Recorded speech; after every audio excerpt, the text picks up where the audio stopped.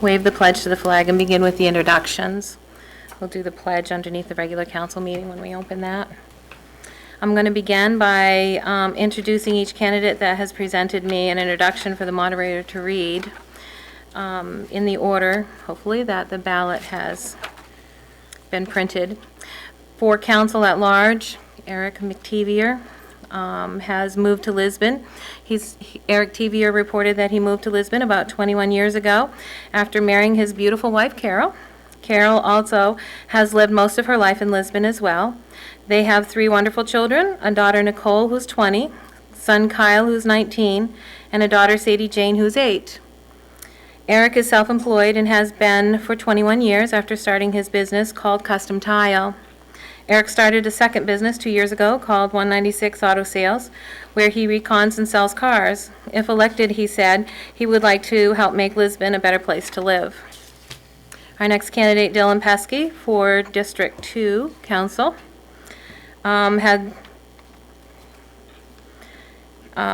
has submitted for the moderator to read that Dylan Pesky is running for Town Council District 2 representing Lisbon Falls.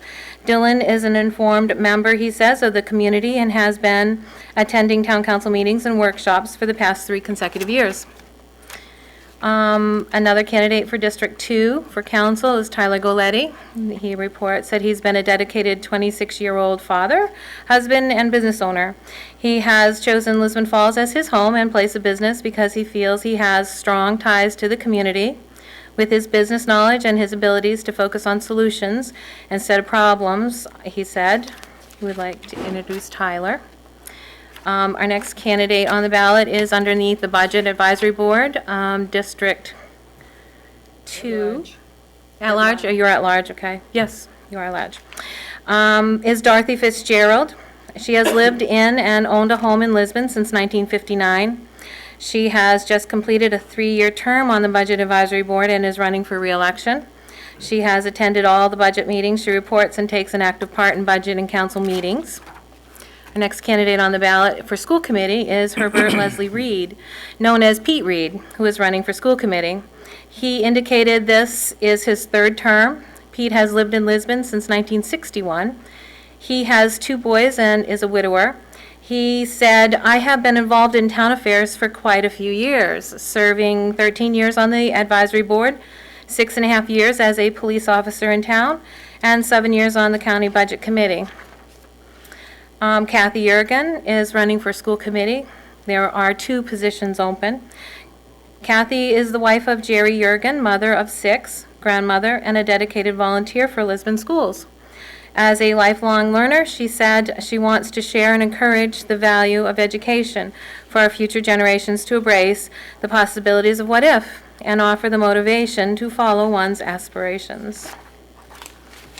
I want to read the rules as we begin. Hopefully we'll have enough time to accomplish this.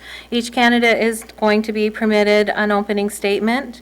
The order for the opening statement will again be in the order in which the names appear on the ballot. Candidates for contested offices will be the only candidates asked questions for the section A through D. There will first be an identical question asked of each candidate for council, budget advisory board, school committee, and water commission for those contested races, and answers are to be limited to no more than 3 minutes each. After each candidate has had an opportunity to be asked the questions, then the moderator will open it up to the audience to ask questions as well. Members of the audience will not be permitted to make speeches for candidates. Questions from the audience may also be submitted ahead of time to the moderator to ask, although I don't have any. And as close to 6:20, or if time permits, maybe a little longer, we will finish the questions at hand and then ask the candidates to give their summation. Eric McTevier, I received a email notice that he would not be available until just a little later in the evening. So I expect that he will arrive. Oh, that wasn't me. He's here. No, it's Greg Garrison, wasn't it? It was Greg Garrison, yes. Sorry about that. Should have put that email in here then. Yes. Question number 1 for council at large is, what are your qualifications for the office you seek? Eric, answer that. Oh, wait, we're going to do the opening remarks first. So why don't you go ahead, Eric? Okay. I would like the opportunity to be able to serve on the board. The fact I have lived here for 21 years, and I've been a part of the community, and I think I could be an asset to the town with the knowledge that I have, and I'd like to have that opportunity to be able to serve on the board. Thank you. Dylan? Good evening and thank you, Mrs. Moderator. I want to start out by saying thank you to everyone for coming out tonight. I know it means a lot to myself, and I know it probably means a lot to the other candidates as well. My name is Dylan Pesky, and I'm running for Town Council District 2 to represent the Lisbon Falls end of the community. I graduated from Lisbon High School as a 2012 senior class president and as the sergeant of cadets of the law enforcement program for Wilson Regional Technical Center. More on the community side, I have been an active volunteer throughout the community for the 10 years I have lived here, and I've been following the town council for the past 3 years, knowing that one day I wanted to serve on the board. And for my own benefit, I followed the community so I would be involved and know what was going on for the town of Lisbon. So when I came on the board as a counselor, I would be an informed citizen. Thank you very much. Tyler? My name is Tyler Galletti. I'm running for counselor for a few reasons. I'm planning on having a business in this town for quite a long time, as some of you have probably noticed as you go to Capitol after the transfer station and seen the work that we've been doing on our new building there. As well as I'm also a new father, and I really would like to help have this community make some changes in a positive direction and start seeing maybe some more community involvement from people in my age group as well. Also, my family has lived in town here for quite a long time. My grandparents live on Main Street, and both my parents grew up in this town. Thank you. And Dot? Dot Fitzgerald. I didn't know until last night that I was going to be even introduced, let alone asked any questions or give a statement. Anyway, there are 3 openings on the advisory board this year, and I'm the only one that is on the ballot. I truly hope there is on the ballot this year the opportunity for people to, or for the town to establish a finance committee.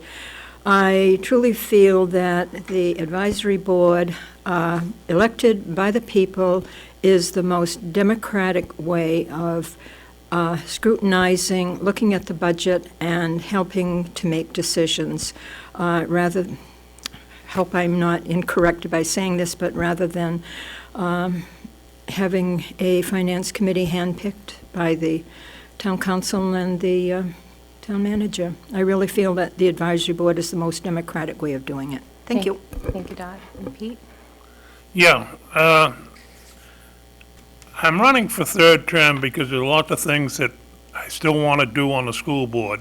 I've worked hard the last 6.5 years I've been on the board to keep the tax rate down for local taxes. We have kept it down. We had asked for a modest increase this year due to the federal government sticking us with stimulus money that only is good for 1 year, and we're stuck with keeping the positions after the stimulus money run out. We had a couple of years of 0% increase for local taxes. We are trying to do great things. If you go by the high school, you can see what we've done in the past few years to remodel it. We're trying to get it back up so we're fully accredited.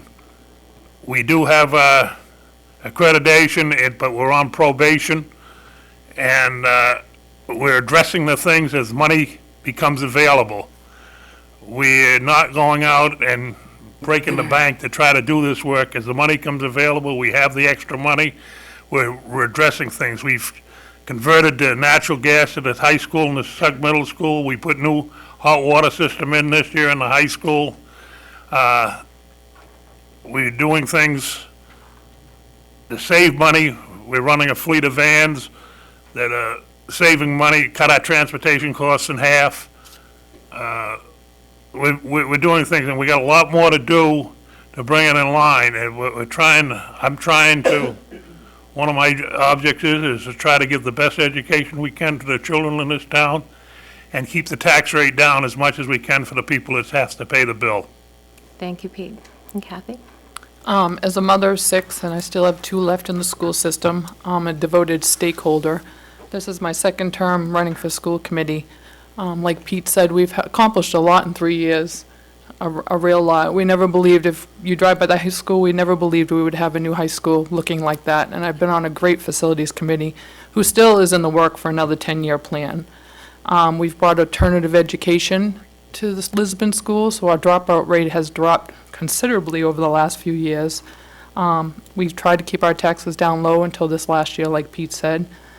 I'm a lifelong learner, and my benefit would be to keep the children of Lisbon as lifetime learners and hopefully help them along the way to get the best possible education they can get from Lisbon. Thank you, Kathy. Okay, we'll go, you can follow along your agendas. We'll ask the 4 questions that we had given each of the candidates ahead of time. Those in the contested races would be for council at large. Greg, as I said, would probably be here a little bit later. Eric, would you like to begin with what are your qualifications for the office you seek?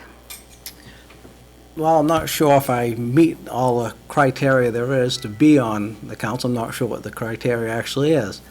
There are a few things that I think I would be an asset to the council. One, for the fact that I have been in business for myself for 21 years.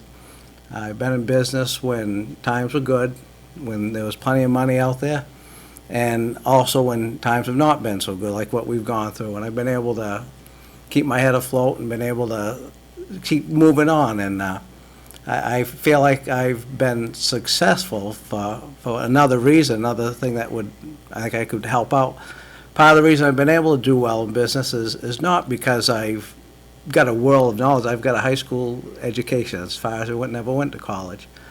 But I had a fair amount of common sense, which to me has helped me a great deal, more than maybe knowledge of going to college. I'm a hard worker. I work hard at what I do, and that's how I've succeeded. If I was to be on the council, I would apply those same principles that I have.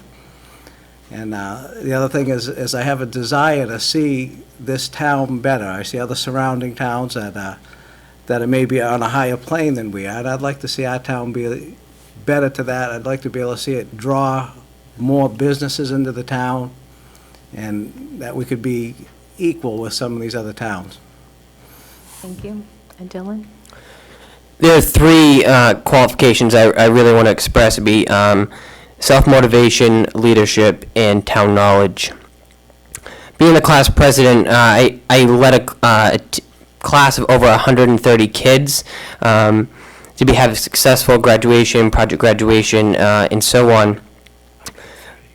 In leadership role, I actually am a manager for Target. I lead over 100 employees in Biddeford. So leadership is one of my strengths. And then town knowledge, I think, is really important. Like I expressed before, I've been following the council for 3 years, so I know what's going on. I know what our opportunities are. I know what our strengths are. And from being a citizen in the public and looking up at the council, I see where things are not so strong, and I want to help change those and bring young blood onto the council. Thank you. Tyler? I would have to say that most of my qualifications probably come from my last 7 years of running a small business. I have very good management skills with running a budget. I started my business when the economy was starting to drop, so I honestly have no idea what it's like to be in business when there is good money. I'm also very organized when it comes to time management. And I think that quite a few people in the community that do know me will tell you that I'm a go-getter. If I say I'm going to do something, I do it. And I put 110% of my effort into everything that I do. Whether it means going to work at 4 o'clock in the morning and coming home at 10 o'clock at night, 6 or 7 days a week, or whether it means, working on Thanksgiving to make it possible for someone else's family to be happy. I think that, with my skills and attributes, that I could really be beneficial for this town. Thank you. The next question is, what motivated you to run for the office you seek? Eric? Well, just recently, since I've been here 21 years, I haven't come to a lot of the meetings. It's just been recent that I started coming to some of I've actually attended one of the school board meetings, I've been to some of the planning board meetings and the town council meetings. And I've seen a lot of different things done, and as I sat there and I watched and I kind of critiqued some of the stuff, and I says, I think you should do this or you should do that. And I just thought, but rather than complain about what's going on and be someone complaining, why not be part of it? And I said, if I can get on board, instead of complaining, I can try to help out and use what knowledge I have to try to solve some of the problems. And I just chose, instead of complaining, to try to get on the board and be a solution instead of a problem. Thank you. And Dylan, what motivated you to run for the office you seek? Yeah, mine all began about 3.5 years ago, talking to two of my neighbors that are actually in the audience about the community and things that are going on in the community, and they suggested that I attend a council meeting. I attended that first council meeting, and from the beginning I knew that one day I wanted to be on this council, and I really took that to heart. Continue to follow the council, ask questions, be an informed citizen, and so I'd know the process and not come up here blindsided, know what I was going into. So I want to really be part of the solution and not a bystander and watch the town shrink. And Tyler, what motivated you to seek this office? What motivated me to run for town council is I feel this town needs to start focusing on spending money more locally. I see that the town spends money in quite a few different areas, but they outsource and companies come in from other towns. There are plenty of businesses locally that are more than qualified to perform quite a few of the tasks that happen in town. And I honestly feel that that's something that I could help out with, and either interviewing and screening more businesses or trying to get more businesses involved in the town. And I also feel that if I was on the council, that I would be able to get a lot of younger families more involved into the community. Thank you. Next question is for Councilor at Large, Eric McTevier. And it is, do you have sufficient time and energy to devote to this position? Yes, I do. The fact that I am self-employed allows me to be able to juggle my schedule or whatever way I have to, and so that I can do that. So the answer to that would be yes, I do have the time and the energy to do it. And for Council District 2, Dylan Pesky? Yeah, I do. I do juggle a complex schedule, working over 40 hours a week sometimes and going to school for criminal justice at Southern Maine Community College. But it's all about time management. When I was selecting classes for college, I kept in mind that I was going to be running for town council. So I made sure my classes were not on Tuesday and Thursday nights. For Tuesday, council meetings, and Thursday workshops, or Tuesday workshops. So I kept that in mind, so I'd be available for all council activities that might occur. Thank you. For Council District 2, Tyler Goletti? As a business owner, my schedule is very flexible, and I do feel I would have no problem allotting more than enough time to be actively involved as a counselor. Actually, if I become a counselor, I'm actually going to be hiring somebody else to relieve part of my duties with my business so I can focus more time on the community. All right, the next question returns to Council at Large, Eric McTevier. With 1 or 2 meetings a month, all boards are limited in what they can do. How does or should the board decide what's most important? It'd have to, the way I look at that, it would have to be whatever happens to be more important at that time. I know as a budget season comes around, and of course there's other issues that are going on, and as I had seen it take place, the pressure was on the council to get the budget in place, and there's other issues that kind of had to take a back seat to that. And at the time it didn't make a lot of sense to me, but I can see where they're coming from, in that there is a priority, and you'll have to look at each situation as it comes through what takes priority over one over the other, so it'd be case by case and what would have to come first. Okay, and for Council District 2, Dylan Pesky. I know the council has a lot of stuff to do, and I look at the agendas when I come to the meetings and ahead of time. But the council is here to serve the citizens of Lisbon, and if that means that the board needs to act on items that directly impact the citizens in the community, then, or have longer meetings, the council needs to act first on items that will directly impact our citizens and the community. For Council District 2, Tyler Goletti. I think the board should decide which issues are most important to focus on by community input. If the community has things that are issues that they bring up here at meetings, and they seem to be coming up time and time again, I think that those are things that should be addressed. If somebody brings up a small issue that a lot of people don't agree with or doesn't keep being pressed as a constant issue, I think that those are the type of things that should be put on the back burner. And really the only way I think to find what should be addressed is really to be out in the community and talking to the majority of the people. Thank you. The next part of our agenda is the audience participation. At this time, those in the audience may now ask questions. Yeah, would you like? Your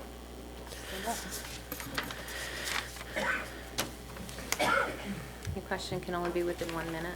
I'm going to make it as quick as I can, Tono. I want to thank you all tonight for coming out here and giving us a bird's eye view of what's to come in the future.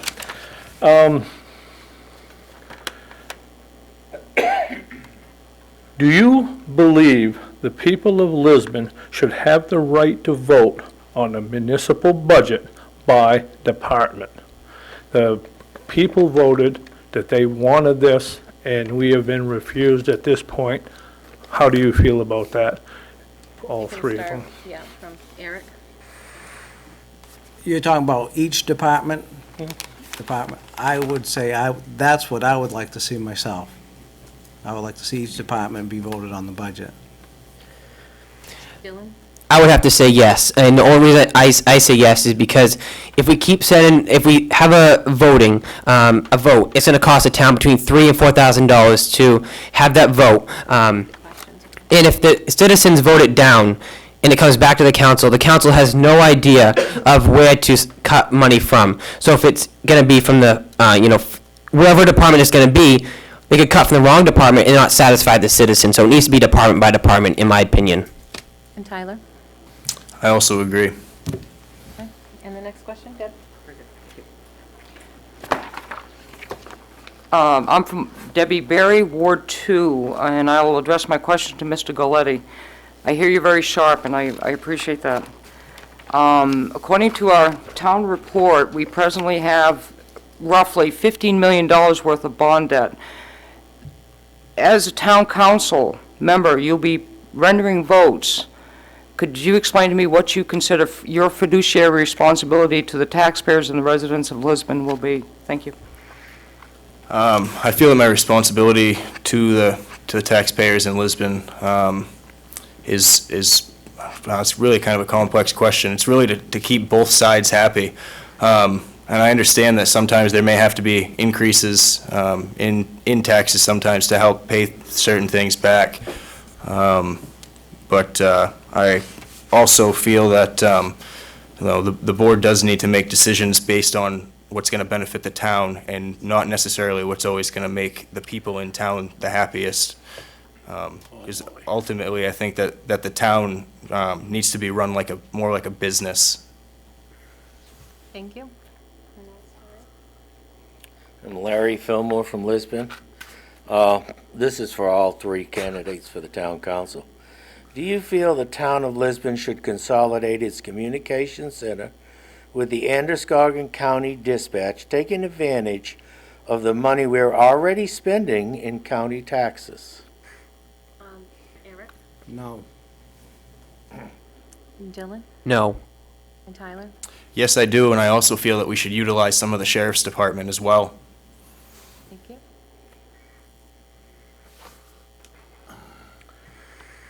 Do you feel the town of Lisbon is spending too much money on policing this community? Eric? I think there are places where there could be cuts made in that department. I've looked at it myself, and I think there are places that there could be cuts made. Dylan?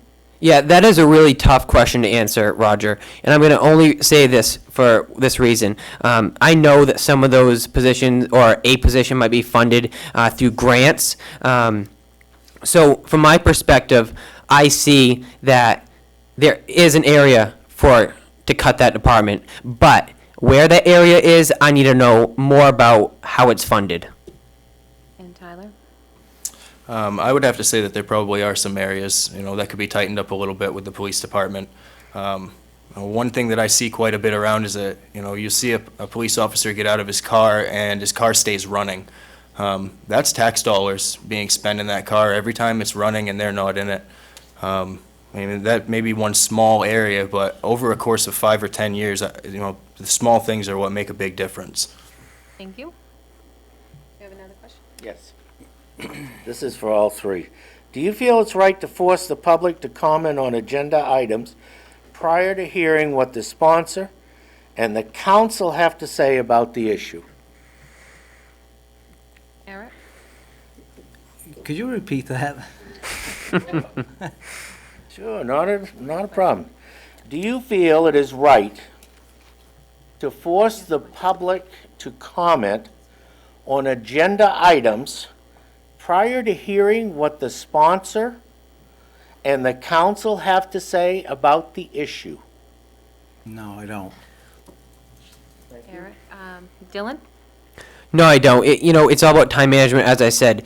Have the sponsor or the counselor that is sponsoring whatever it is speak first, because they could answer your questions or answer your question but add 2 more cents to it. So no, the sponsor or the counselor needs to go first, and then the citizen needs to speak up at that point to ask their questions. Tyler? No, I do not. This is for all three of you. What do you plan, what is your feeling on trying to reduce the amount of taxation that's being pushed on the people in this town? The municipal side of the budget this year went up almost $500,000. We cannot afford raises every year like that, especially the senior citizens people in this town. I'm a senior citizen. It's taken almost $400 a month of my money, my Social Security, to pay my taxes in this town. I'm paying close to $4,000 a year taxes. I can't afford much more, and a lot of the senior citizens can't, and they're on the verge of losing their property. And I want to know what you guys are going to do about reeling back in. And another thing about talking about the police department, as a former police officer in this town, I'm going to tell you right now, the Lisbon Police Department is overstaffed, over budget, and should be cut back dramatically.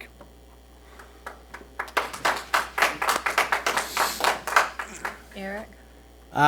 Yes, I do feel a burden. I'm a taxpayer also, and nobody wants to see their taxes go up, and I agree. I did not agree with the increase in the taxes. I know there was right across the board, there was an increase in wages for everybody that worked in the town. In the economy that we're in right now is not a time to be giving raises. If you have a job, you should be considered yourself to be lucky right now. And so I was not for that. And I understand there are times, and the way things have, sometimes taxes have to be, but I still do not think there were some things that were done that probably shouldn't have been done. I would not have given raises across the board, I can tell you that much. And there are probably other places that stuff could be cut back. And again, it's easy for us to say it when we're sitting here and we're not actually on the board. The town council has got a tough job. I understand that. And I'm sure it's a whole different thing when you're in there and you have to work with every different department to make things line up, make things work. That's why I said before, it's easy to sit out there and complain about it, but until you get on, and then I'm not gonna, so I said I didn't wanna complain, I wanna get on the board and see if I can help and see if I can make a difference. But I definitely don't wanna see taxes continue to go up, because I can't afford it either. Dylan? I'm not gonna lie, that is a challenge, and it's gonna be a challenge in this community. I'm not gonna get into budget details, because that could take, forever. I could sit here for an hour and talk about budget details. I memorize it, I dream about it at night. But, on the other note, there were budget, opportunities, and I agree with you 100%, and I'll talk with you after about that, if you wanna talk about that. But it all comes down, in my opinion, to consolidation with the school department. We need to stop considering it a town of the Lisbon town and the Lisbon school department. It needs to be more one department. For one big reason is we could consolidate our some departments. When it comes to buying, we could buy more in bulk. And the second part is more of economic development. I talk about that only because if you drive through Lisbon, Lisbon Center, where, it's the booming area or it's the downtown, look around. I don't see much happening. So with that, we need to have some way, and I don't know the answer, to attract a business to this town. I don't know if it's giving them more of a tax break or what it is, but we really need to work on economic development. Thank you. And Aaron? Yeah, I would have to say that I really don't agree with the tax increase. But I do think that there are larger businesses that probably should be taxed more. I honestly think that businesses should pay more tax than personal property. And I think that if our town stopped buying new equipment all the time and put a little bit more effort into repairing some of the equipment that we have, that we could tighten the budgets up and not have to raise taxes and charge people so much more money. Again, and maybe, downsizing the police force a little bit and utilizing some of the sheriff's department, especially where as a town, we're already paying for that service and we're not using it. Thank you, Tyler. Do a follow-up. I was just going to mention that at this time, we needed to wrap up, so we would finish the question here at hand, that Dot, you had one extra to ask, and then we will go with the summations. So go ahead and ask your question. This is for all of the candidates. Are you in favor of placing the water department under the town management? For the town to take over the water department? Is this for all three candidates? For all three candidates, All right. please. Eric? So you're talking about you want the town to run the water district? It is on the ballot, the November ballot, that the town take over the running of the water department. Are you in favor of the town taking over running the water department? Meaning that they can move the people to wherever they want and do what they want with them, correct? Run the entire Yes. water Yes, I am. department, hiring, firing, Yes. everything. Yes, I am. You are. Dylan? Dot, as I was driving here, I knew you were going to ask me that question. I was actually, what is Dot's number one question going to be? Because I knew you had one for me, and I had an idea it was going to be that. From my perspective right now, as a citizen of Lisbon, I say no. Until I can get more information of why, and I see that, something is really out there that needs to be changed and we can't change it the way it is, I don't see why we should change it. It's running good. The citizens are getting what they need. So until I get some hardcore facts of why and they're really outstanding, no, it doesn't need to be changed. Tyler? Tyler? I do feel that the town should be running the water department. And one of my biggest reasons for that is I live on Frost Hill. And I feel like if the town were more involved, that we wouldn't be spending as much money to do repairs on water line breaks. That the money that's being spent on repair work now could have been spent on replacement work a few years ago. They close early on Fridays, so if you're a new homeowner, you can't have your water turned on after 3 o'clock. That's absolutely ridiculous. I hear it all the time. So yes, I do have to say I feel the town should be running the water department. Thank you, Tyler. At this time, we'll begin with the summations, and we'll start with Eric for council at large. Yes, I'd like to thank again everyone for coming, and I would appreciate the opportunity to be able to serve on the council, to be able to bring to the table what I know, a little I know, and as I said, running a business for 21 years and keeping things afloat. I do have some knowledge there. I'm a hard worker. Do I know everything there is to know about it? No. There's a lot that I don't know. I'm a hands-on kind of person. I pick things up quick. I do learn as I go, and that's one of my strong points. But on the other hand, I do have a fair amount of common sense. I can see when things should be changed and when things are right, when they're not right. And I think it would be a benefit, and I would enjoy the opportunity to be able to make a difference. I'd love to see this town draw in some new businesses. I think we need to make the town business-friendly so that we can have new business that comes in. The more businesses we have, obviously our taxes are going to go down. They'll carry that tax burden, and they'll be able to maybe lower our taxes. I don't think that's out of reach, that we couldn't actually lower our taxes in the town. And it wouldn't have to be by cutting departments. If we could make it a business-friendly town, I think we could see that happen. And by doing that, we're going to have to make it easier for businesses to get in. I've been to some of the planning board meetings, and sometimes it's hard. They make it awful hard on some of these businesses that are trying to get started. And I think the town's going to be more business-friendly and work with these people. Thank you. And for District 2, Council, Dylan? In closing, I just want to first off by saying thank you to everyone for coming out again. I know it means a lot, and I'm sure it means a lot to everybody else. So thank you for coming out. With the tax rate currently at 22.26, I wouldn't be in favor of taxes going up again. Taxes need to go down, and that is going to be by creating economic development and bringing businesses to this community. I really would like the opportunity to serve you guys. I'm open to feedback, for someone to contact me. If you guys are watching on television on a Friday night, contact me if you want to talk about something, about my opinion on something. I want people to reach out to me to see what I think.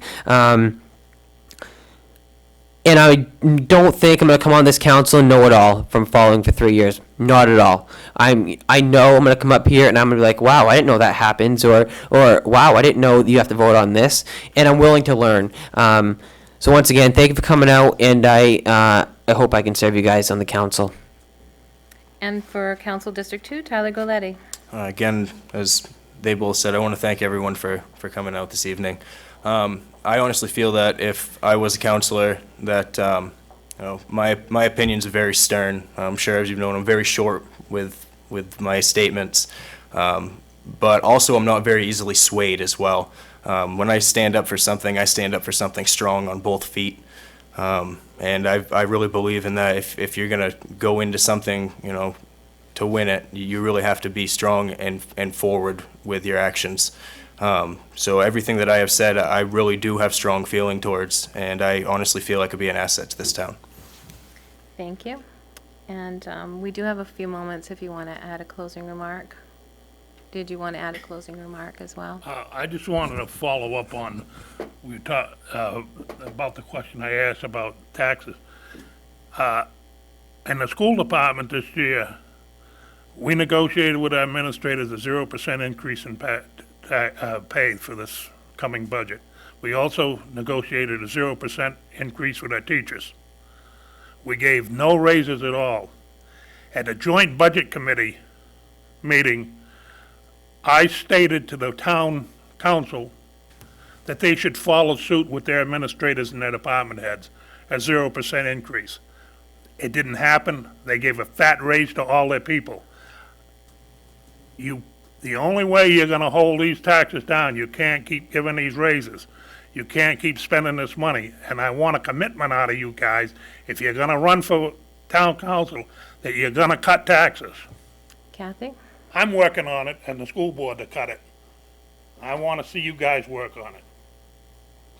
All I want to say is if you could just mark my name in the little box when you're voting, I'd appreciate it. I didn't know I was going to sit up here, and it makes me very nervous to be up here this year. I also want to encourage everyone in the town to be part of the school. We can only grow with you as helping us and giving us an advice on which way to go. We believe we work well together. The five of us work well together. We've accomplished a lot in 3 years, and hoping we can do another great job for another 3 years. Thank you. Thank you for having me. Thank you. I do want to thank each candidate and for attending tonight's Meet the Candidates Night. This type of information is always very nice to know. And thank you to those who also came out as well to listen and ask questions. We appreciate that. The candidates, I am sure, appreciate having your attention as well. There's going to be a brief recess now, and then our council meeting will begin at 7 o'clock promptly. Thank you. You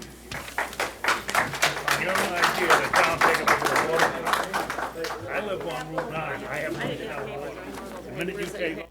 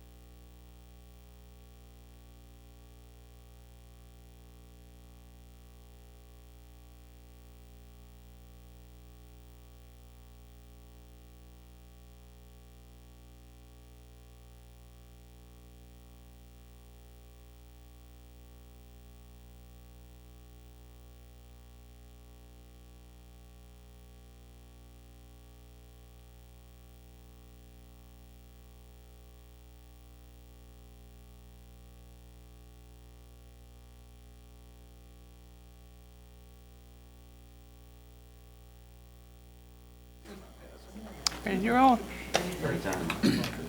Be home by 8 o'clock, right? At least 8:45. Watch the spanking.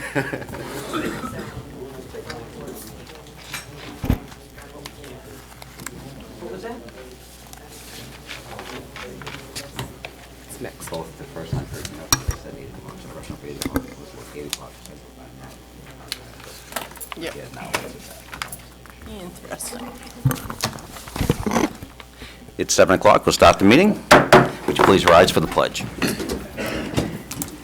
I pledge allegiance to the flag of the United States of America and to the republic for which it stands, under God, indivisible, with liberty and justice for all. First item, roll call, please. Counselor Bowie? Here? Counselor Bickford? Here. Counselor Ward? Here. Counselor Palumbo? Here. Counselor La Rochelle? Here. Counselor Mason? Here. Counselor Lunt? Here? First item, please. Is a public hearing for the fireworks ordinance. I'd like to open a public hearing for the fireworks. If anybody has anything to speak of this ordinance. Dot? Dorothy Fitzgerald, longtime member, resident of the town of Lisbon. At previous meetings, the public and homeowners have spoken loud and clear of the problems they have with fireworks exploding next door and in their neighborhoods. Fireworks landing on their roofs, in their yards, and in their pools. We heard a homeowner and taxpayer said that a visit from her nephew, a serviceman home from two tours of duty, was cut short because he was stressed from fireworks exploding nearby. Councilors have said numerous times that they were elected to represent the taxpayers. The town did an online survey asking the public if they were in favor of the use and sales of fireworks in town. The majority of those responding were not in favor of either the use or the sales of fireworks locally. Explain to me how you are representing those who elected you by passing a fireworks ordinance when the public has spoken against it. Some councilors in favor of a fireworks ordinance do not have to be concerned with fireworks landing on their roofs and in their property because they do not have neighbors nearby. As Gina Mason said, you can't fix stupid. Well, in the case of the proposed fireworks ordinance, you can fix stupid by passing a fireworks ordinance prohibiting the sales and use of fireworks in town unless done by professionals at an appropriate time and place, as at the Moxie Festival, and with the necessary fire protection nearby.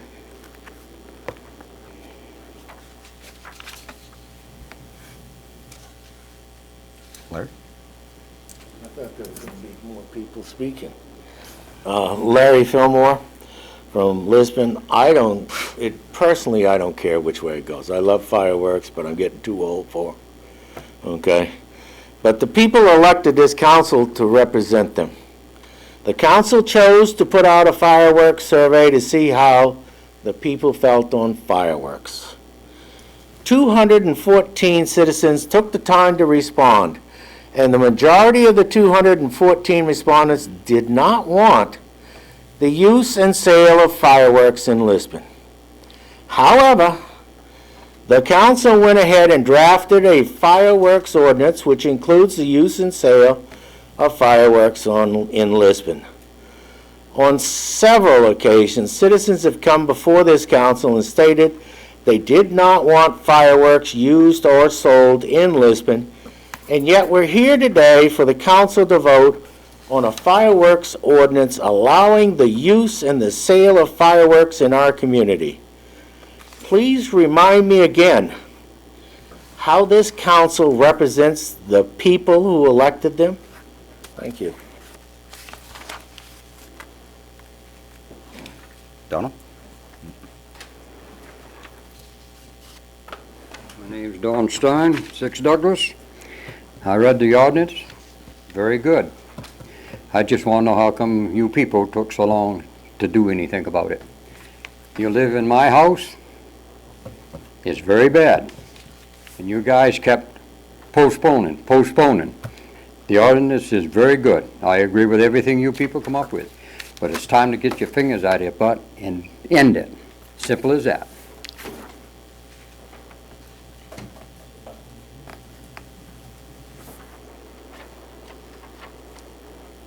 Scott Morneau. I live on 25 Free Street, and apparently I'm the minority here, but I've definitely used fireworks in my house. I have neighbors that live very close to me, and the first time I ever used them, there was a sound call, and the police did show up, explained to me that what they had to do is make sure everything was safe. And so upon hearing that, I went to my neighbors the next day and made sure that, if it was a problem. And they had absolutely no problem with it. Everybody that shares a property line with me, it comes down to, I think, being a good neighbor and speaking to everybody and letting them know what you're going to do. And I don't see it as a town ordinance. I see it as being a good neighbor, I guess. I am definitely for them, but I do hear everybody's pain when, because I have been late at night in bed and, it's 11:30, somebody's shooting something, and my only thought is, come on, help everybody out by not doing that. There's already a sound ordinance in effect, and they're already breaking that, so I just feel that the ordinance, the sound ordinance is in effect at 10 o'clock. And I read on here, some of them are, till 1 a.m. My neighbors like to watch. I actually have to set up a chair for the retired lady next door so that she can watch my fireworks. But at 12:30 at night, I don't think that that's going to go well with them either. I think that the 10 o'clock sound ordinance should be in effect, definitely. But I think as far as the fireworks go, it's a new thing, and I think it's going to phase itself out a little bit because they are very expensive. To maintain it for years and years it's an incredible expense. But I question whether we'd be up here if motorcycles just came out with their loud exhaust. Would we be up here doing the same thing? That's my only concern, is where do you draw the line? Thank you. Thank you. Go ahead. Carol Shimko, 20 Webster Road. It was June 19th that I came and addressed the board in regards to the fireworks issues, and did bring up the noise ordinance, and ultimately it came down to that the noise ordinance doesn't count because this is a state law that was passed, and because the town did not have a town ordinance in regards to fireworks, the local police authority had to take the avenue of what the state law says. At that time, I had asked to ban the fireworks.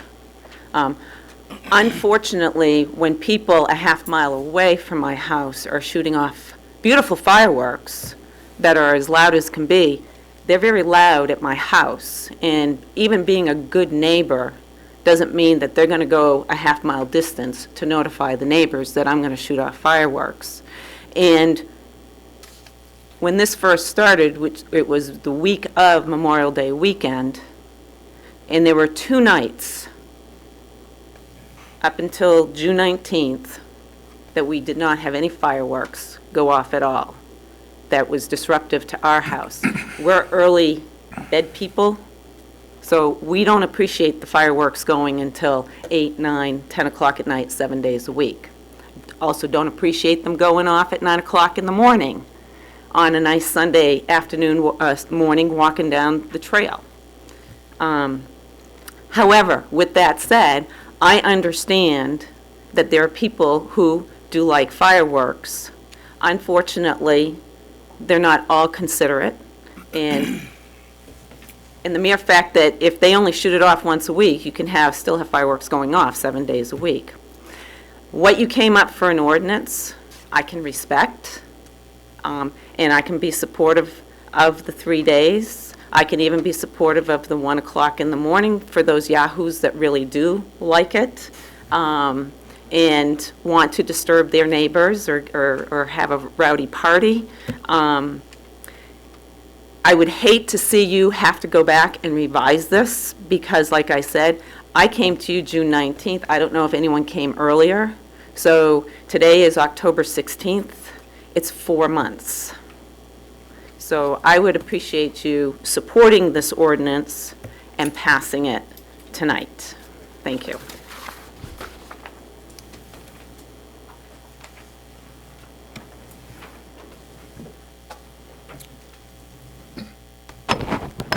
Roger Cody, Lisbon Falls.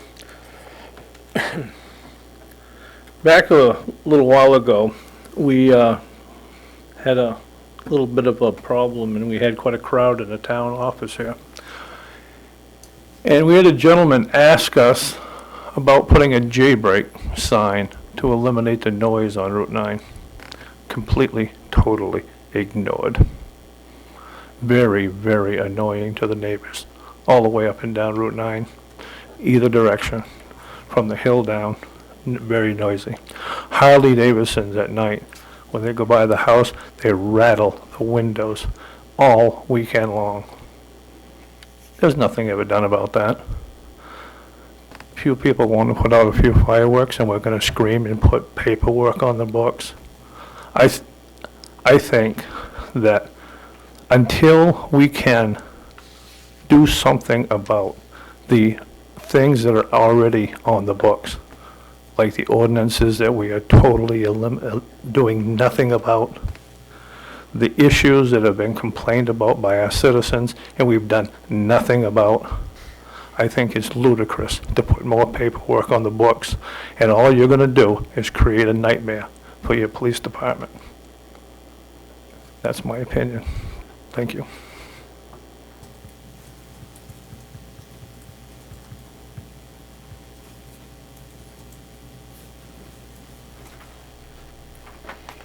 Dot Fitzgerald again. Saturday night, around 9 o'clock, I could hear boom, boom, boom. And so finally around 9:20, I went out on my upper deck, and I could see fireworks exploding over the trees towards the MTM Center. They're beautiful. I enjoyed them. And I thought, well, are they going off at the MTM Center? And if they are, that's public property. If they're going off maybe going up High Street somewhere, those are small lots, neighborhoods, houses close together. That's what bothers me most of all about the fireworks. I love them just as much as everyone else does, but it's the people that are doing it and using them irresponsibly that's what bothers me the most of all. You can't fix stupid, so do you fix stupid by prohibiting the use of fireworks? I don't know, but some people just are irresponsible, and I did call the police department, tell them who I was, and all I did was mention fireworks, and the dispatcher says, it's on Free Street, and we're on it. 5 minutes later, it was quiet.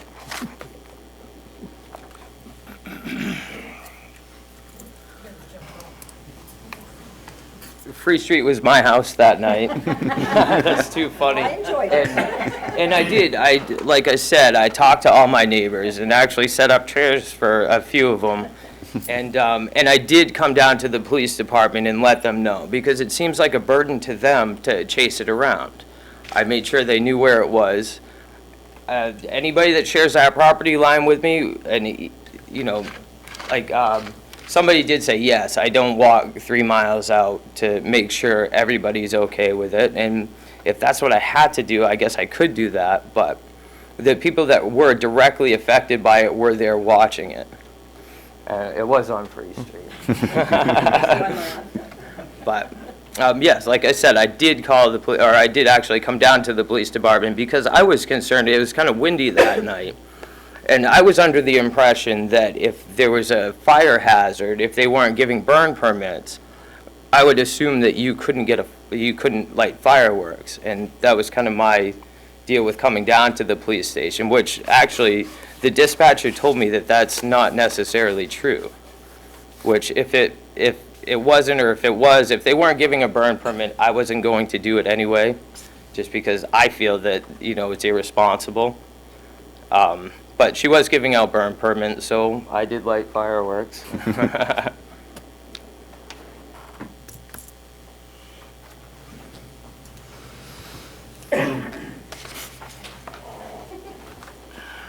Hi, I'm Julie Corner from Wing Street. And first of all, for the gentleman sitting next to me, I know personally it's already a nightmare for the police department because they have so many calls. They've been chasing calls. I know they've been at my house next door numerous times. And the nightmare comes in when I have lit fireworks on my roof in my pool where my son was, and the police department has no such ordinance in place for them to enforce anything to make those neighbors stop. That's, it's not just, if it's not impacting you, maybe people don't realize that it's not just a few people lighting off a few fireworks in all neighborhoods. For us, it's nonstop. It's 8 o'clock in the morning, literally all night long, some nights round the clock. It's littering our property, and it's not just the noise. As I mentioned, I have a childcare, and it's a safety issue. Maybe my neighbors aren't all there mentally, I don't know. But for me, out of retaliation now, they come on the front lawn, I'm on Wing Street, houses are close together, property line is here, neighbor comes with 7-year-old autistic grandchild, stands right on the property line of the front yard. I'm on my property, group full of kids playing. She lights a brick of them, drops them, they run and stand and they laugh. This is what we're dealing with. The police come, there's really not anything they can do because they were on their property. Is it going to take children being hurt? I have a child in my care that has PTSD, as somebody else mentioned. We don't clap when he's there at birthday party celebrations and things.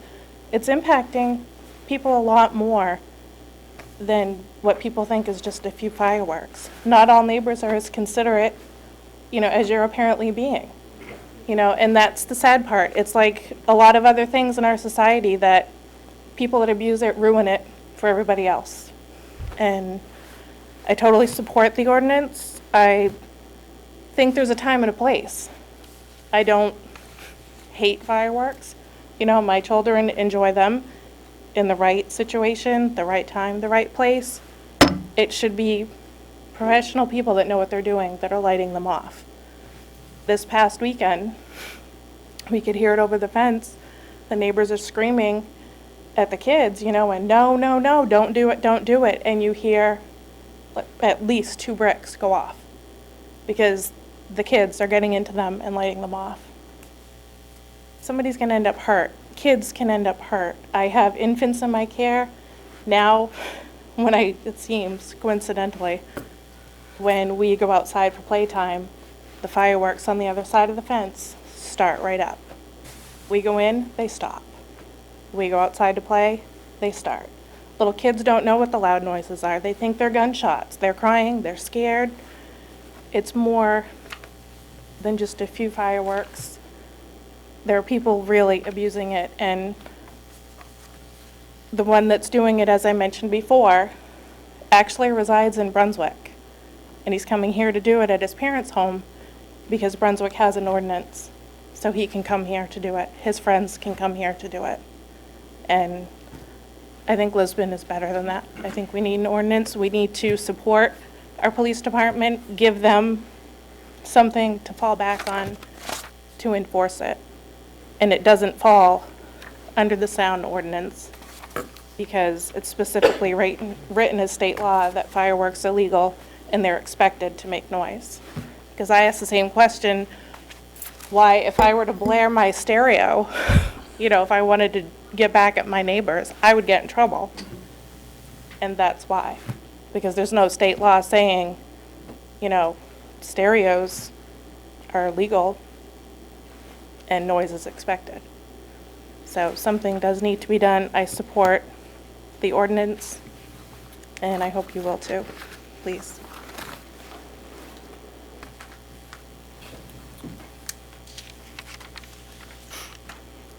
Ellen Stein, I got one question. You passed this ordinance tonight. When does it take effect? 21 days. 21 days. Get off? 21 days, Twilight. 21 days? Very good. Thank you.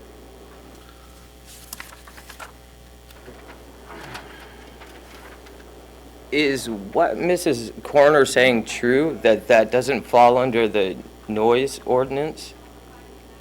That's correct. That is correct? Yes, I it didn't is. know that. And the 21 days, what does that allow for? Why 21 days? What?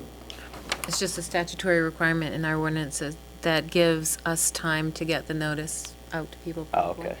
Okay. It becomes effective within 21 days after its adoption. Any other takers? Yeah, I'll come grab your chair. Any other takers for the public hearing? Seeing no more takers, we'll close the public hearing. Next item, Twilight. Is audience participation. At this time, those in the audience who wish to address the council may come forward. Please use the microphone. Audience participation?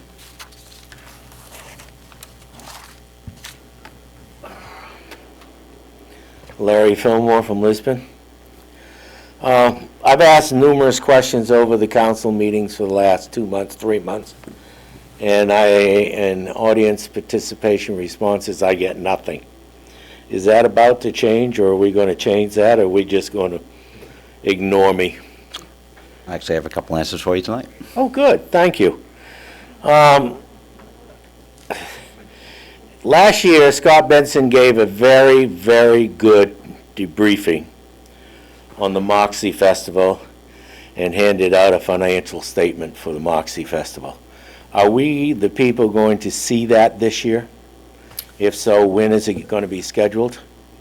He's working on it. I should have a better answer of when it's going to appear by next meeting, but he's in the process of working on that. He just came off vacation, so he's working on it. Thank you.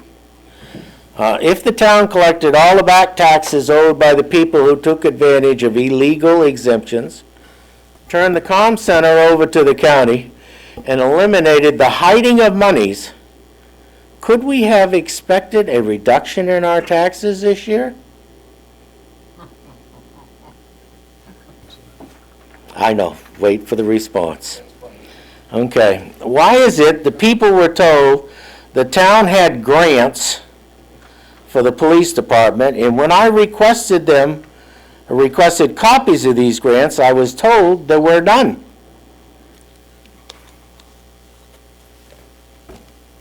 Okay, I'll wait for an answer.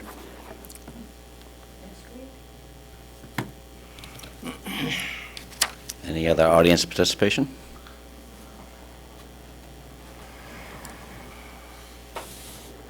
I didn't want to make this part of the public hearing on the fireworks, but I just think it's appropriate to let the council and the townspeople know that if you do approve this ordinance and we hit the 22nd day, don't think that the police department's going to start going out and issuing summonses for violations of the ordinance. We'll deal with this the same way we dealt with the state law, and it'll require a period of time for some education because a lot of people will be confused.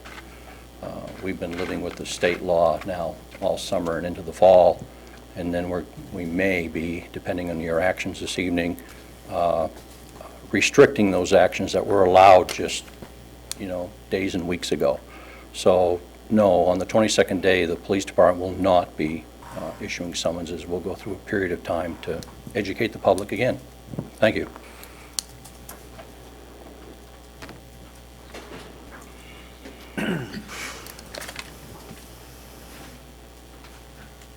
Debbie Berry, 21 Huey Street. My question was to Chief Brooks. Is it all right if I address him? To audience, you can actually just make a Okay, public I'll comment to address us, it and we can actually to the just... council then. To the council then. He mentioned something about summons. If it is going to be, the state law, then if you do pass the ordinance tonight, he said he'd be issuing summonses. Is it possible it could be just warnings, with no money involved, if you will, no fines involved? I So, think what he just said is that there what was he's there was saying? not going to be any summonses issued at first. I think through this whole process, and we'll touch base with this quite a bit more when we go over at this, as any of these, there's going to be an educational process go through with any change of ordinance, and that's one thing the police department's been doing heavily, is educating the public on proper fireworks use and that type of stuff. So there's going to be a relearning after we go through the ordinance, but I just have to give faith in the police department to do their proper due diligence where needed, that's all. but if they do attach a summons to it, isn't there usually a fine involved? In the ordinance, it's And all can't listed. that be suspended for maybe 90 days or so to make sure everybody's up to speed on things? I think that would be up to our police department to enforce. Very good.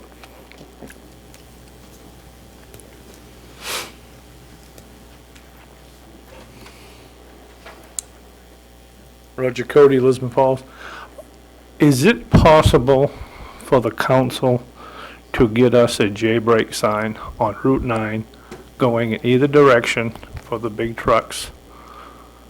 We requested this a year ago. It's very annoying to a lot of people on the lower end of those hills, and they would really, really appreciate it. I know we go through Topsom, they got quiet zones everywhere. I don't see why we can't have one also. Thank you.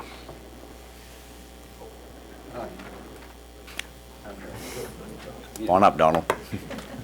It's very helpful. Speaking of safety, I'd like to know why we haven't got a school sign on Route 9 when people are coming down, especially with trailer trucks now. I followed one the other day, came down Route 9, and before he got to the light, it turned green. He shifted a gear and went out on the 196 during school. There's nothing on Route 9 telling that the school's there, and the lights are here, and he's here. You ought to be checking on that, for safety. You're talking safety. He's doing 15 before he rounds the corner, you mean? He's probably doing I 20, bet he was doing 30 when he rounded that corner, and he was shifting to go, and he didn't know there was no school zone at the time. He knows there's school there. Thank you. You stay right there. I felt it. So did I. I can respond to that, Mr. Chairman, if you want me to take the few seconds to do it. We have been going around. Yeah, I'm right here, sir. We have been going around with MDOT on this topic for years. And the official policy of MDOT is that our schools are not on Route 9. Therefore, they will not post a 15-mile-an-hour school zone sign on, similar to the other ones, the warning ones, on Route 9. And matter of fact, just this spring, I met with an MDOT representative and also a representative from ADCOG, and I took them right to the site and pointed and actually turned the head to show this is where the problem is. And that MDOT representative did agree that they may have to revisit their policy. To date, they haven't done it. So we are trying, and that's just the process. Thank you, Chief. Audience participation, any other takers?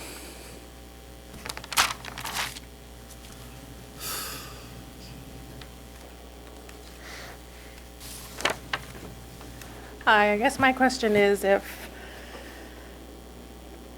the situation with my neighbors, if they've been addressed by Lisbon PD numerous times because it's escalated to disorderly conduct because of swearing and yelling and calling names over the fence, and he has received 2 summons already due to misuse of fireworks this past summer, would he be considered educated on the 22nd day? I can't answer that question, but I would assume our police department probably could. Well, I can guarantee they will receive a copy if the ordinance is passed. I can hand deliver so they are educated, because it really needs to stop before somebody gets hurt. And I, out of my own curiosity and concern, was like, okay, if something does happen to my property or my home, went online, and the laws are so new, homeowners does not cover fires started by fireworks, from everything I've researched. So, There's a it lot. just opens up a lot for people that, to me, it's like anything else, whether it's, guns or, these are explosives. They're not just regular fireworks either that these people are lighting off. The one that landed and came into our property, was during my son's birthday party. Everybody left covered in ash. The food was completely ruined, covered in ash. It was a cannon type explosive. It's not just a firework. To me, if you're taking the responsibility to be lighting such things around other people, you should be educated before you light it. Not after the fact, after somebody's been injured or hurt or impacted. The following weekend, I have to explain to my son, his birthday party was ruined because of the whole thing. People were scared. My 84-year-old father-in-law fell when the explosive went off because it startled him. It was just, that's what my son remembers. And the following weekend, we listened to them have their pool party next door for that 7-year-old boy's birthday. Who's going to help me continue to explain such things? We're trying to teach our children that, we're not going to be vindictive. We're not going to retaliate, and it can't change who we are as people. But enough is enough, and it has to stop. Any other takers for audience participation? Seeing none, we'll close that. Next item, Twyla. Is under audience participation response. Well, we do have a couple of answers, but you actually asked one again, and Steve actually answered. Scott is working on the Moxie Festival. It is one of the things that's kind of trying with the Moxie, trying to pull it all together, is there's a lot of financials not mixed up, but actually separated between the town and actual nonprofits and other organizations. And Scott is trying to pull that all together, actually not just for the response or for the giving a report, but also to actually further use on how it's going to work out next year. Some of the, I got to say, Larry, some of the things that, and I get a list of the questions that you ask, but unfortunately, a lot of them don't come across as questions. They come off as kind of statements like today. You actually made a statement earlier, and there was a lot of things hooked into it that actually, there's no easy answer to. Would the idea of doing hypothetical things change our budget? There is no way that I can write a report on how to answer that. There's just really no way, because how do you answer hypotheticals? One thing that you did ask about was the idea of an inflated TIF amount. There's no inflated TIF amount. It was an approved program that was put in place. It was something that we've been working on. There's no conspiracy, no hiding facts. This is all stuff that's actually just legitimate, was done through that TIF. The other one you actually mentioned about the LLCs, this has been addressed through the tax department. Steve's been working on it, and they are looking in and make any corrections they do have necessary. It's not, unfortunately, a lot of these are easy questions to ask, but there's not really easy answers unless you actually come to full completion. But we do appreciate the questions. Thank you. It's not that we ignore anybody. It's a lot of times, as sometimes they come across as statements more than questions, so it's really hard to give a definite answer. I'll be better prepared. Next item, Twyla. Is the consent agenda. Any counselor wishing to have an item removed may do so now. Items removed from the consent agenda will be considered next. Seeing none, Order 2012-164 to approve the minutes of September 25 and October 2. So move. I'll second that. All those in favor? Order passed, 7-0. Next item.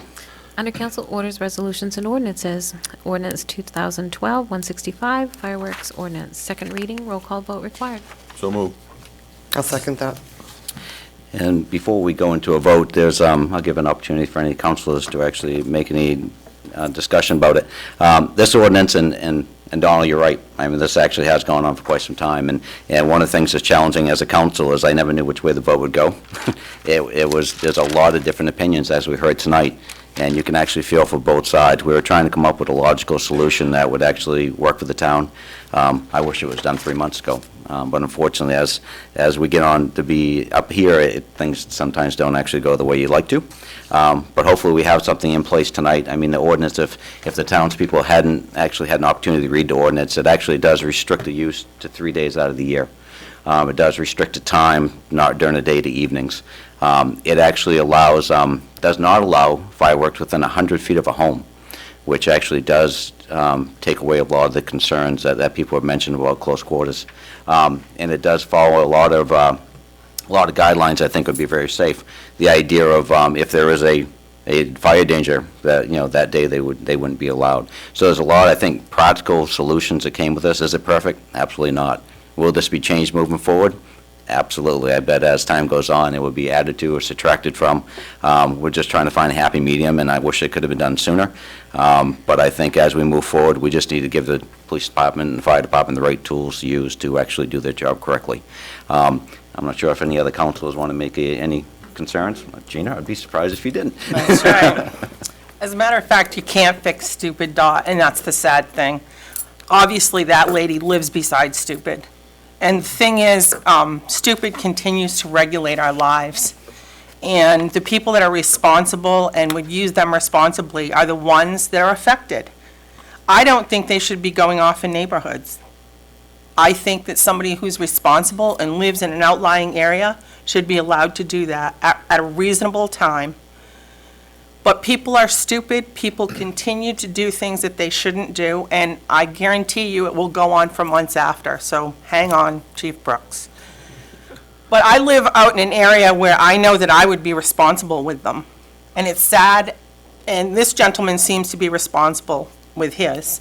And it's sad to see that for what is a handful of people, the rest of us will be regulated. Well, whatever it is, Dot.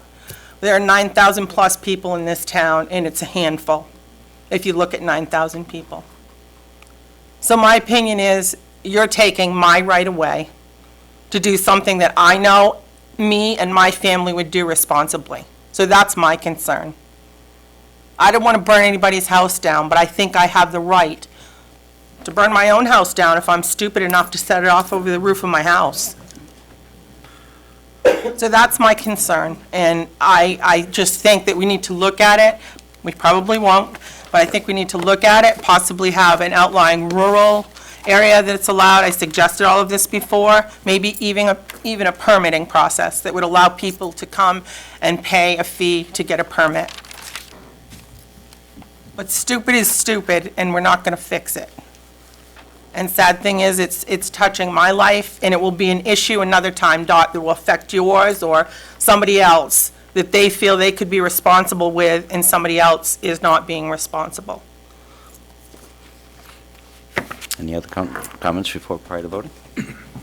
While I would agree that this ordinance will probably be revisited at some point, I think that we need to lay the groundwork. I mean, really, all we have right now is the state law and nothing for the police department to work with.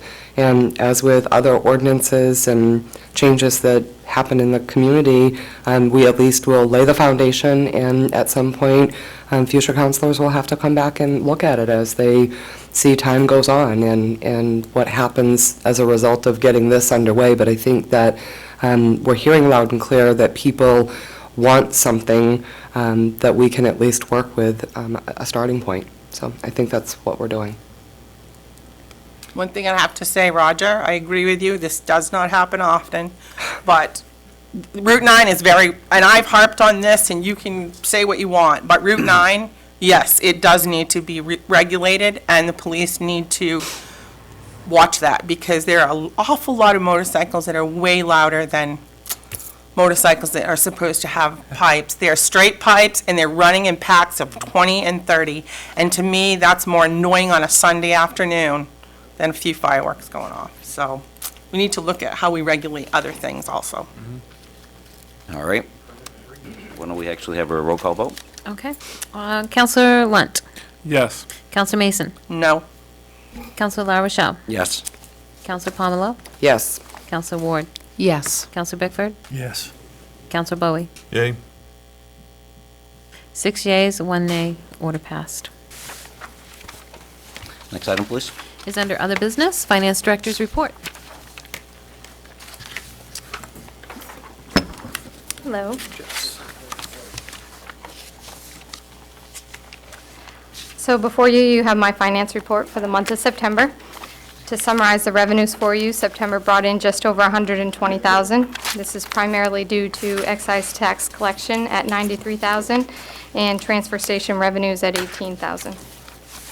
Excise tax is just over 28% collected, and this is slightly better than when we were last year at this time, which was 26%. The transfer station, again, has taken in the majority of the revenue that they will receive from permits. They've taken in $22,000. This is slightly under what was budgeted by $6,000, though we'll see that variance come down as the year progresses because permits will be issued sporadically. And that's really all I have on revenues, unless you have questions for me. Any questions for council on revenues? Just getting things going this year, so. Yeah. Yeah. Moving on to expenses, the total expenditures for the month of September were $704,010. Of this, 48%, or $337,000, was related to personnel services, which includes all wages and benefits. Contractual services made up approximately 22% at $155,000.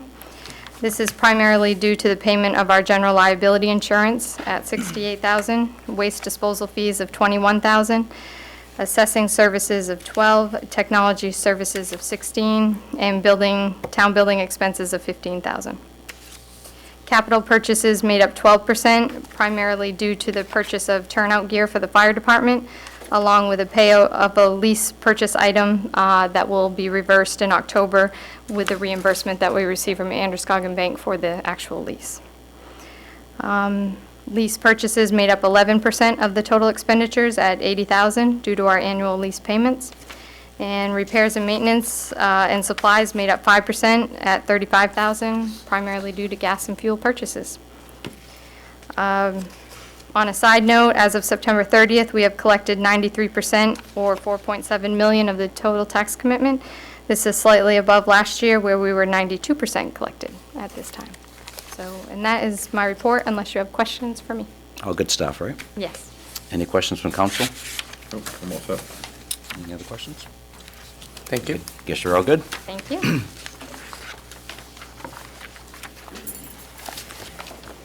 Next item, please. Town Manager's report.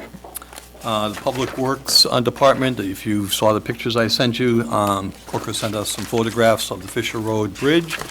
They expect that to be completed. It was delayed. They were waiting on a concrete platform or decking for the bridge. It has arrived, and we're looking to hopefully finish that up and open that road by the end of October. Everything going the way it should. And then we are getting ready to pave, do some shimming on some of these roads, and that road in particular will be reclaimed and the first base put down. Last week, we had a visit, kind of a short notice visit from the European Union ambassador to the U.S. He is from Portugal, and his hometown is Lisbon, Portugal. And very short notice, he asked if he could visit. He was in the state of Maine, visiting New England states after hours, so we threw together a quick luncheon. He came and spent about an hour and 15 minutes or so. It was great. Some of the counselors who have the time of the day showed up. Mark, Gina, and Lisa showed, and Garrett Mason was here, and some of the department heads. It was a very nice affair. Very genuine man. Comments he made was he likes to visit the real America and see small communities because he works in Washington, and he thinks that when he visits small communities, he's getting a better picture of what America's all like. So it was a real nice visit, a real honor. We overwhelmed him with Moxie stuff and history, and Twyla gave a bit of a history, and Dot and Al Smith were here, and it was a very nice affair. On other news, we got notified, and I think I sent this off to council, that the county dispatch is working on county is working on their budget. They do a calendar year budget, and they are preparing to look at dispatch and start charging for their PSAP services, as well as police dispatch if they do it, and then fire, which is what they charge already by contract. So that's something that's coming down the pipe. It will cost us some money. They're using the same rates that we're using with Sabattis and Durham at $2 and per capita for fire dispatch, and then $6.15 for police dispatch. But there's still ongoing discussions amongst all the communities. If you read the paper this morning, Minot is moving on board with the county budget, or county people, but we'll still move forward and have our contracts in hand. And hopefully our equipment and new equipment and everything will be up and running by the 1st of December. So, and they'll come on board in January. But that's all I have. Next item, Twyla. Next item is the Recreation Department report, which will be rescheduled because Mark unexpectedly could not be here tonight. So we move to Councilor Communications. Before we get going, I just want to, earlier I looked at Steve and I thought the furnace was actually acting up, but we actually had an earthquake in Maine. It was actually pretty substantial. I think everybody's phones are buzzing because everybody at home's trying to figure out what's going on. So it's kind of an interesting thing. I thought the roof was coming down. My residents wrote to me. But we'll move on with audience participation. With Council Communications. Mark, Gina, you have anything to add? I do. I haven't been real involved in it, but Ross Cunningham and the Promotions Committee is really doing some extra things for Very Merry Main Street this year. There's some things they're going to be working along with the new Positive Change Lisbon group on. So just updates will be coming, I'm sure, and I'm not sure of the exact date, so have to find that out for next Stay tuned, huh? Yes. It's always a fun event. Thank you. Mike? I'm all set. Roger, Lisa, you all good? I was able to attend the Conservation Commission meeting, which I miss a lot because it's on the same night as a council meeting or a workshop. So it was nice to be able to go to a meeting, and there was also a member of the Trails Committee there, so it really expanded the conversation. I think it's a really wonderful commission, and it really can help with the heart of Lisbon, and I would love to see more people interested in becoming members of that commission.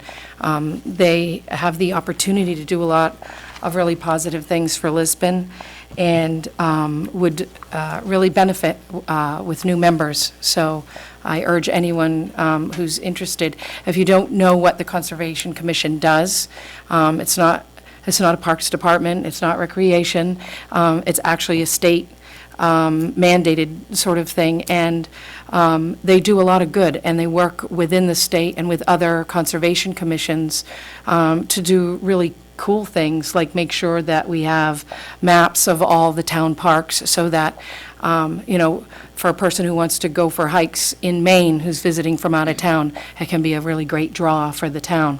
But on the flip side, if there's a child lost in the Summer Street woods, we can help track them and show them trails if we have the ability to use GPS in that area. So they do a lot of really important things too. So I really urge people to consider joining, and it's a nice cohesive group. Everybody really seems to have the good of the town at heart. And I also wanted to say that I did have the pleasure of having a free Wednesday afternoon, so I was able to come and meet the ambassador with the other folks who were able to be here. It was really it was really a treat. It's something that, as a person in town who, I never go to Washington DC. I went once when I was in college and once in high school. So it was really neat to have Washington DC come here. And what was really exciting was knowing that someone who is so important in world politics, and if you watch the world news, you'll see the European Union in the news this week, to know that he's also interested at what happens at the ground level. So that was really exciting. I think there were a lot of great comments and questions and conversations going on throughout the room, and it was really an honor to be able to be there. So that's all I have. Okay, so I have prepared a semi-farewell speech because this is one of my next to last meetings as a counselor, and it goes like this. Over the past decade, as my children were growing older and other professional responsibilities allowed, I got involved in town government through the Budget Advisory Board and then taking the steps to become a counselor. Taking part in our town is something I would encourage anyone and everyone to do, no matter how big or how small one's contribution might be. It is through personal involvement in your community that folks can become more aware of the why and how things work within municipal government. One of my preferred slogans is "You don't know what you don't know." Sitting in the audience of a town meeting during a public hearing or listening to folks talk on the street about town government is much different than when you get to know the inside operations. Without a doubt, it is different when serving a position on a board or on the council than it is from sitting in the audience, as there are professional rules of etiquette, rules of conduct, charter language, and administrative policy and procedures, to name a few items, that one must learn and follow. Things being an audience member, one simply is not aware of. My involvement has taught me much. Sitting as an audience participant in the future will definitely have a different meaning. As my 3-year term as a counselor is approaching its end, I personally would like to thank the many people of this community who supported me through the election and the duration of my term. A great feeling in life is setting out to do a job, doing that job well, and succeeding in your mission. And that is exactly what I have done as a counselor. I have served proudly, been devoted to this role, and have made decisions deemed to be in the best interest of the majority of the residents in this community. I regret very little of this role. My choice not to rerun for another term is simply due to the fact that I cannot commit to another 3-year term in Lisbon, knowing that I will not meet the residency requirements for that full term. Lisbon is a wonderful community where I've lived for the past 26 years. I've raised 5 children who attended the Lisbon School Department. They've taken their Lisbon education on to higher education, and for a few of them, they've even taken bits of Lisbon on to other states where they now reside. Lisbon has too many wonderful attributes to mention them all. I would like to point out that the roots of Lisbon are solid and remain in my children afar, as evidenced by their return to Lisbon on vacations and visits that they actually plan around the events in the community, such as the Moxie Festival and the Very Merry Main Street. For these and other reasons, I am very proud of Lisbon. While it would not have been my hope it was only my hope to reflect on the positive aspects of serving my community as counselor, this tour of duty has not been without unpleasant experiences, which are important to refer to. I do not wish upon others any of the untoward experiences I have been subject to. I don't wish this on any other counselor, either present or future, nor do I wish the unpleasantries on any of our municipal employees.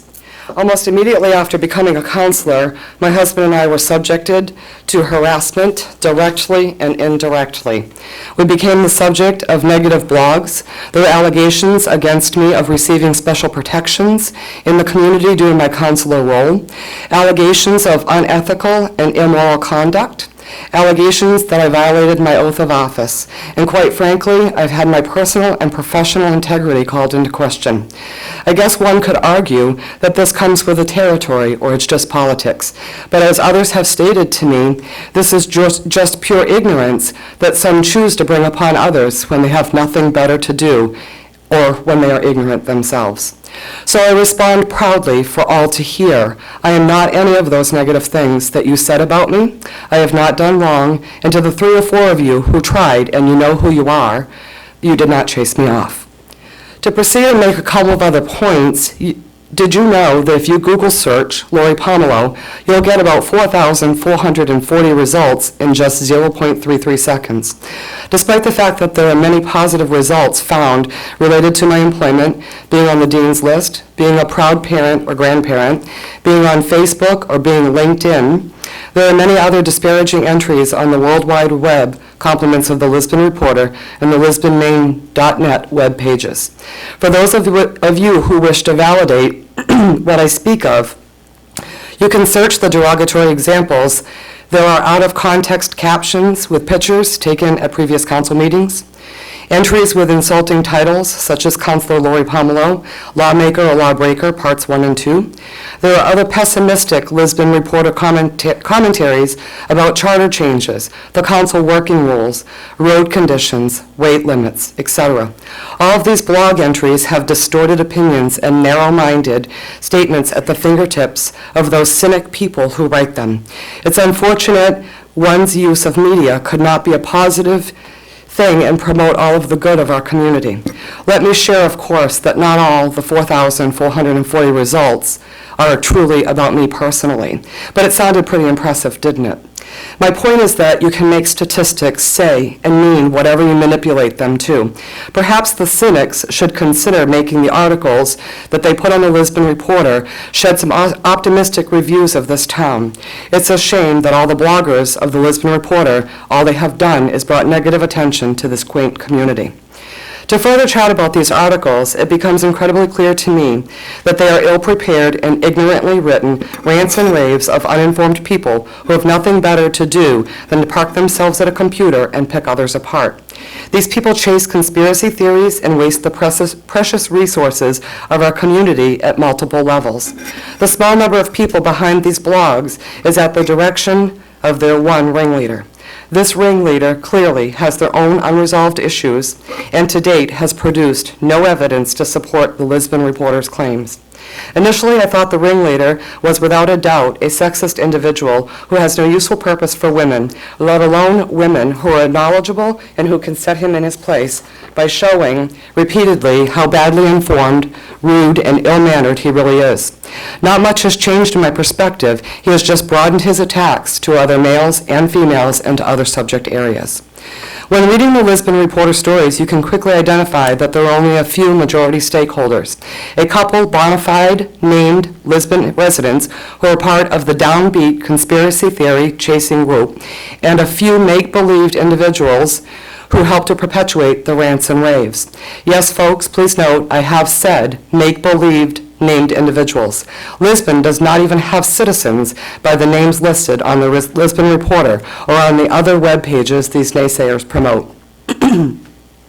While I fully understand that there are many constitutional rights and civil liberties we as citizens are privy to, such as the rights and freedoms of speech and the freedom of press, which includes writing whatever one wants on a blog spot, factual or not, or the right to attempt to assassinate the character of others, there is one right that I would like for you, Mr. Fillmore, to honor for my sake and the sake of others who don't really care to hear you, and that is the right to remain silent.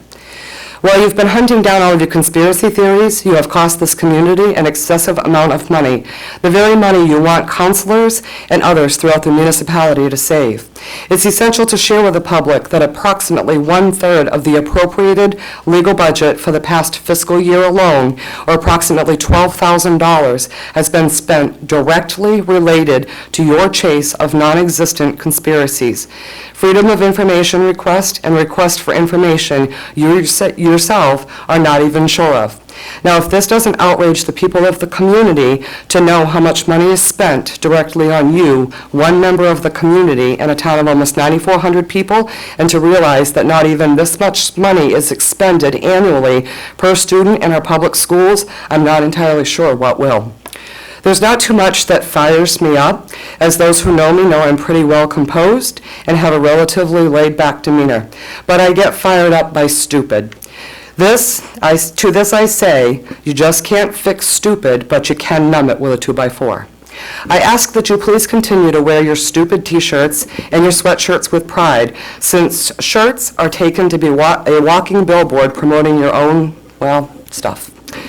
My advice, you'd get answers if you knew how to ask the questions, and you'd have a lot less to say if you knew what the information you are trying to disseminate really meant. In closing, I once more want to thank the people of this community. I express my sincerest gratitude to my co-counselors and the employees of this town who don't deserve the personal attacks they are repeatedly subjected to. My experiences have been plentiful and provided an education that no one can ever take away from me. My best wishes to the candidates and the upcoming election. I do hope the work that has been started productively over the last couple of years by this council goes forward with a strong and progressive momentum, without the negativity that this council individually, I personally, or in totality, has been subjected to. There is a great team of people here on this council and within this municipality. Lisbon is on the move in a positive direction. I thank you all. To wrap up, Council Communications, I want to thank everybody that showed up prior to the meeting for the candidate forum. We actually had some good candidates up there, some very candid answers, some very to the point, unrehearsed questions that actually I think they all answered really well. I think regardless, I would like to have room for all of them, because I think they all have could actually add a lot to the council. So hopefully everybody gets a chance to watch the forum. I'm pretty sure that would be televised also. Twyla, is that? Yes, it will be. It'll be. So if this will be after that, but again, again, thank you very much for coming. It really does mean a lot to you. You had the opportunity to come in and answer some of those questions and give us a flavor of what you feel the town and the direction it needs to go. And just adding with Gina with the Positive Change Lisbon, there are some really good things coming up, some good movement towards the right directions, and I think this group is going to be a lot of fun to be with, because of some of the positive change they're working towards, and I guess we'll have to stay tuned, because it's growing day to day. So it's exciting to see positive change. And with that, I will actually, Twyla, next item. An adjournment motion? I'll make that motion. Yep, second it, whatever. All those in favor? Order passed. Thank you. 7-0. Good night.